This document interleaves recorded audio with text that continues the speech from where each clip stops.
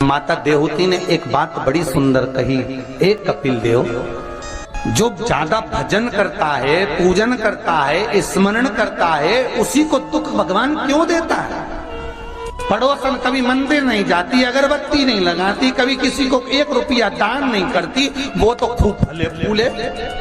और हम तो सोमवार का व्रत करें, मंगलवार करें, एकादशी करें, द्वादशी करें, लोटा भर के पानी भी चढ़ाएं, तो भी दुख हमें क्यों मिलता है? बोलोरी जी सही है कि गलत है?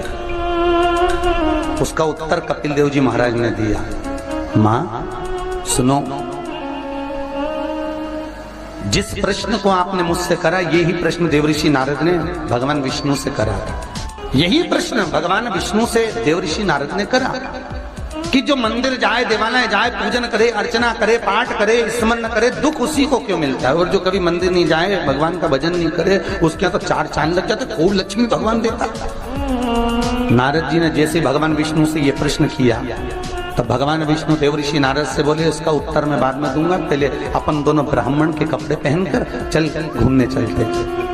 और देवऋषि नारद को ब्राह्मण के कपड़े पहना दिए, भगवान विष्णु ने ब्राह्मण के कपड़े पहन लिए, दोनों घूमने के लिए चल दिए। जाते जाते एक सेठ जी का दरवाजा मिला, एक बहुत बड़ा बंगला, बहुत बड़ा घर, और वहां जाकर भगवान विष्णु ने नारद जी से कहा, भूख लग रही है, कुछ मांग ले। सेठ जी क्या? नारद जी ने आवाज लगाई, भिक्षाम देही। सेठ जी निकल के बाहर आए, क्या है बाबा? हमें भूख लगी है, थोड़ा सा कुछ दे दीजिए। सेठ जी बोले, तेरा बाप रख के गया है, दे दीजिए। निकल यहां से बाहर। आ गए भिखारी, भीख मंगे, चल निकलो यहां से बाहर। नारद जी के तो कांटे से खून नहीं। नारद जी भगवान विष्णु को देख रहे हैं, भगवान विष्णु नारद को देख रहे हैं। विष्णु जी ने नारद जी का हाथ पकड़ा, लेकर चल दिए वापस। नारद जी बोले, सेठ जी ने इतना अपमान करा, तुमने कुछ बोला नहीं? भगवान विष्णु ने दोनों हाथ उठाकर कहा, जा, तेरे यहाँ 4 चौगुना धन बढ़ जाए, तेरी दौलत और बढ़े, संपदा और बढ़े, तेरे पास में लक्ष्मी और बढ़े। नारद जी चले, भगवान विष्णु का हाथ पकड़ के बोले, ये कहाँ की रीति है? उसने धक्के मारकर निकाला, गाली दे के निकाला, बाप तक पहुंच गया, और तुम उससे कह रहे हो कि तेरी लक्ष्मी बढ़ जाए। नारद जी, भगवान विष्णु बोले, मेरा मन, चल तू तो आगे चल।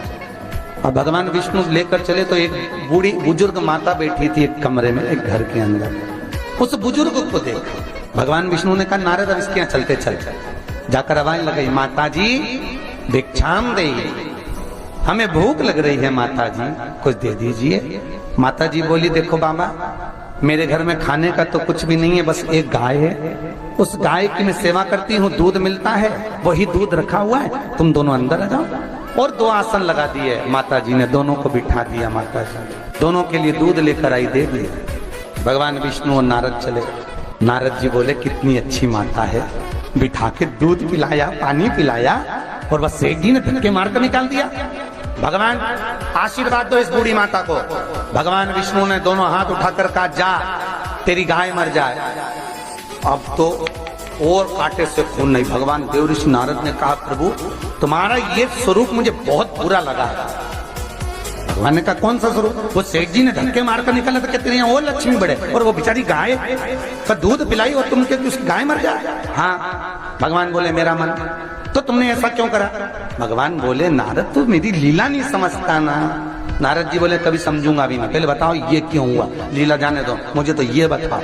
भगवान ने कहा, नारद बात इतनी सी है, वो बूढ़ी माता मेरा भजन करती है, दिन भर मेरा नाम लेती है, वो मरेगी, उसके घर में एक गाय है, उसमें उसका दिल बहुत लगा हुआ है, उसकी सेवा करती है, मरेगी, मरते समय विचार करेगी कि मेरे मरने के बाद मेरी गाय का क्या होगा। गाय की याद करते करते जब मरेगी तो उसको गाय की योनि मिल जाएगी, वो भगवान के पास नहीं आ पाएगी, विष्णु के पास नहीं आ पाएगी, इसलिए मैंने उसके मरने से पहले उसकी गाय को मार दी। नारद जी बोले, ये तो समझ में आ गया, पर अब ये बताओ कि वो सेठ जी को लक्ष्मी क्यों बढ़ाई?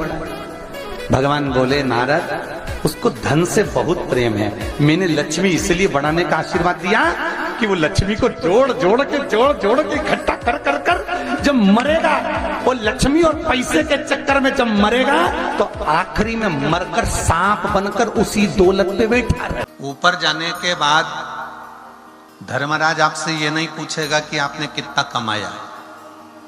धर्मराज आपसे ये नहीं पूछेगा कि तेरे पास कितनी प्रॉपर्टी है। धर्मराज आपसे ये नहीं पूछेगा तेरी दुकान कितनी है। धर्मराज ये नहीं पूछेगा कि तूने कितना माल खाया। धर्मराज ये नहीं पूछेगा कि गुलाब जामुन खाई कि इमरती खाई कि भजिया खाया कि पकोड़ा खाया। धर्मराज ये भी नहीं पूछेगा कि तेरे बच्चे कितने हैं। धर्मराज ये भी नहीं पूछेगा कि तेरी पत्नी कैसी थी। धर्मराज ये भी नहीं पूछेगा कि तेरी बेटा बेटी दामाद कैसे थे।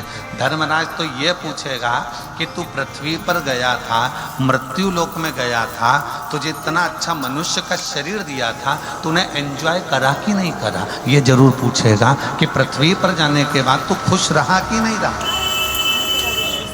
इतना अच्छा शरीर मिलने के बाद भी अगर तुम दुख रो रो के अरे मेरे बेटे का जॉब नहीं लगा, अरे मेरी बेटी का ऐसा हो गया, मेरे परिवार में ऐसा हो गया, देवर ऐसा हो गया, जेठ ऐसा हो गया, पत्नी ऐसी हो गई, पति ऐसा हो गया, बच्चे ऐसा हो गए, पूरी जिंदगी रोते रोते निकाल दिया, तो भगवान भी कहेगा इतना अच्छा शरीर दिया था और तूने पूरे शरीर को बर्बाद कर दिया रोते रोते। इतना अच्छा तेरे को चेहरा दिया था, इतना अच्छा तेरा स्वरूप दिया था, तेरे को घर दिया था। शरीर को सही तरह से भगवत भजन करते हुए फुल आनंद के साथ, पूरी खुशी के साथ अगर इस शरीर का प्रयोग करता तो तेरा जीवन सार्थक हो जाता। क्यों? हमने जो शरीर मिला है ये परमात्मा की कृपा।